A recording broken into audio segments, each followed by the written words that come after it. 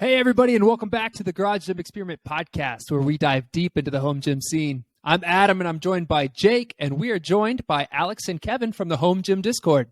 Alex, Kevin, how we doing, guys? Doing all right. Really excited to be here. Normally I wake up at 4 a.m., so I'm trying to stay awake. I had some melatonin before this, but so if I get a little woozy at the end, you guys will know why. Go. Yeah, definitely excited to be here, guys. Thanks for having us. You know, we're just a couple of losers on the internet that happen to have home gyms, and for some reason, you wanted to talk to us, and we're just excited to give you our super relevant opinions on everything. Can't wait for the conversations. We'll interview them in part 2 of this podcast, but we will start off by talking about the survey results from Sunday, which was a look at non-essential home gym equipment. So with that, Jake, take us through those numbers. Thank you, Adam. And this is a back-to-back week of just asking level of interest questions. Last week we did rack attachments, spotter arms came out on top. This week we have non-essential gym equipment. And this definition, you can kind of take it how you want, but we pretty much just eliminated the rack, plates, barbell, dumbbells, and benches, and then kind of threw out some of the more random popular items you may add to your home gym. We broke it out into 4 different sections: low interest, low-ish interest, medium, and then high interest. So to start off, we have lowest level of interest. So all of these had below 20% of high interest votes. And it was sad to see the AbMat getting the lowest amount of interest. Only 13% said that they had high interest in an AbMat. They also had the most low votes and neutral vote. Now, do you know how these people work out? Like what style of fitness they do? Yeah, we have a pretty good idea of how they work out. It's typically something along the lines of 35% powerlifters, 30% bodybuilders, 30% CrossFitters, and then just a few percent miscellaneous. Oh, yeah, Yeah, just so because all 4 of these look like CrossFit things, like the medicine ball, the gymnastics rings, the slam ball, and the ab mat. Like I know I've seen them used a lot in CrossFit style stuff. Yep, and that was actually a comment I was going to make, because there's a few others in the next slide as well that are kind of CrossFit related, and they just didn't do super well on this survey. Like you mentioned, we also have the slam ball, gymnastics ring, and med ball also on this list. Any other thoughts on what we have here? I mean, honestly, before I move on? I'm not shocked. As someone who almost strictly does powerlifting, I don't own a single one of these items. And I know, there's a good portion of your audience that are powerlifting focused, so not incredibly surprising to me. Yeah, you're right. Yeah, I have AbMat products, but I don't actually have the AbMat. So yeah, I'm in agreement there. I think some of the newer AbMat products are of higher interest to more people now than the AbMat. So that's interesting. Yeah, let's move on to low-ish level of interest, just so you have a better idea of what else is kind of towards the bottom of the list. So everything you see on here, if you're watching on YouTube or Spotify, has between 20 and 30% high interest votes. From bottom to top, we have sandbags at 23%, treadmill 25%, leg press close to 28%, reverse hyper also close to 28%, plyo box 28%, and then the jump rope just under 30%. So we have the treadmill as the lowest rated heavy piece of cardio that we asked about, and then the leg press machine was the lowest rated specialty strength machine that we have. I was surprised to see sandbags so low on this list. It definitely seems like 4 or 5 years ago, sandbags were a lot more popular. Anything else surprise you being either this low or this high on the list?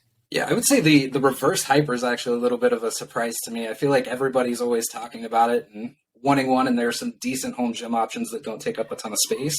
So it's surprising to me that it's lower on the list. I even feel like when I was looking through the comments on this Instagram post, I think it was yesterday, there were some people that seemed a little upset that there weren't more votes for it. Yeah, I was surprised the plyo box is so low. I feel like everyone has one. You know, it's a great place to put your drink when you walk into the gym, or your laptop. You know, I think it's essential, really.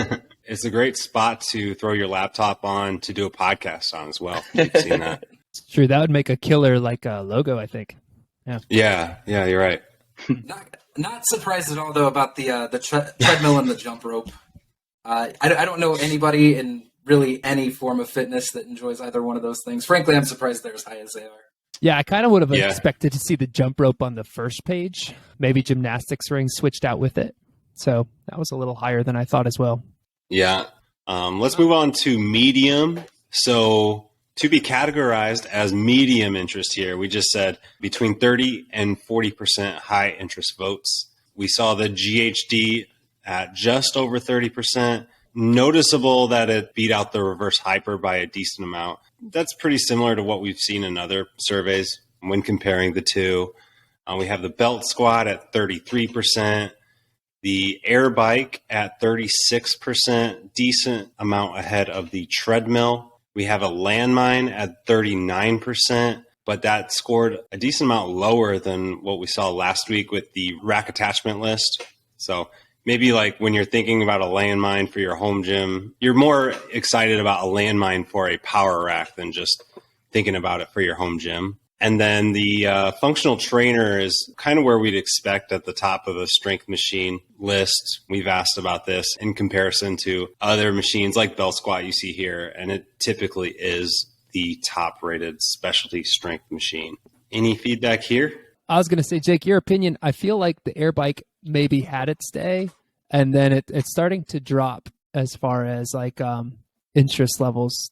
Would you agree, or do you think it's still strong in the community? I would say it's dropping slightly, just along with our audience probably changing a little bit, with CrossFit kind of going down. You also see things like, I typically think of the air bike with CrossFit. So that's why I would say, it's probably not going to get any more popular. And the Rogue Echo Bike came out a few years ago. I think that was kind of like its prime. And now you're just kind of seeing a bunch of other options that are just kind of the same thing with a few tweaks. So I would still say it's my favorite cardio for a home gym, but it doesn't seem like it's getting more popular. Yeah, I mean, looking at this list, I'm not super surprised with the belt squat and the GHD where they're at. I think they would be higher if there were some better compact options for home gyms. But just with space being an issue for a lot of people with their home gyms, it's not super surprising that they're a little lower. I owned an air bike for 6 months. It was a great way to hang my clothes. I used it for 2 weeks and was like, man, this thing's hard. I'm going to go back to using my spin bike. Landmine, though, is actually the most surprising here. I think that it's one of the most versatile pieces for a home gym. I would think that, and it's so cheap. You can do so many different things with it. I'm surprised that it's not higher on the list. Yeah, just to kind of continue off that, I think the landmine, though, we're going to see, I feel like it's in a lot of programs, but also I think a lot of companies are starting to focus on it now, especially with Clever with their Android, with that cool plastic sleeve. And they showed on their Instagram, they have that cool handle coming out. So I think a lot of companies are going to start focusing on that. And, maybe if you do this again, you'll see it in the high interest. Yeah. It is interesting, though. I mentioned that it scored higher last week with the rack attachment survey. 50% said high interest last week compared to 39% this week, which is kind of strange, kind of surprising. But anyways, let's move on to the last one, which is just the 4 with the highest levels of interest. So all of these had over 40% high interest. So in first place was resistance bands at 44%, specialty barbells just behind resistance bands at just under 44%, the kettlebell 43%, and then the rower quite a bit ahead of the air bike and treadmill at just under 41%. So there you kind of see our audience is leaning more towards a rower these days. I wanted to add dumbbells in there, but I think that would have been an easy number one. I think it would have crushed everything. So kind of left dumbbells out of it. Thoughts on this? Yeah, actually, before this, I kind of was thinking jump ropes and resistance bands would be kind of close just because they're so easy, so cheap. But it's kind of interesting that resistance band were so ahead of something like the jump rope. Yeah, I'd be really interested to see the breakdown on the specialty barbells and what people are really interested in specifically. I know, the safety squat bars and the Mars bars tend to be real popular in our community. The kettlebells kind of surprised me a little bit, but again, I'm not a big kettlebell user. So other than that, the rowers, not shocking at all. Everyone's just wrong though. Rowers are awful. You heard it here first. But yeah, no, that makes sense. I would really, really love to see the specialty barbell breakdown, though. I think I voted for a specialty barbell. Let me tell you, I found the most recent specialty bar surveys from February. So easily in first place was the safety squat bar with the hex bar right behind it. That sounds about right. Yeah, we see a lot of people because they come in. Usually it's like, oh, what's the cheapest barbell I could get? And the next thing it's like, I'm between the Mars bar and the transformer. It always progresses very quickly to that. Yep. And then lastly, let's just chat. I'd just love to hear what your guys' favorite non-gym essential item would be. You guys have any thoughts on that? Does it have to be from the list you've provided, or can it be any item at all?